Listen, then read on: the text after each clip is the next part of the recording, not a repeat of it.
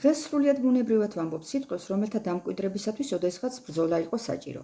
ილიამ ზოგი მათგანი შექმნა, ზოგი აღადგინა და ახალი სიცოცხლე შთაბერა.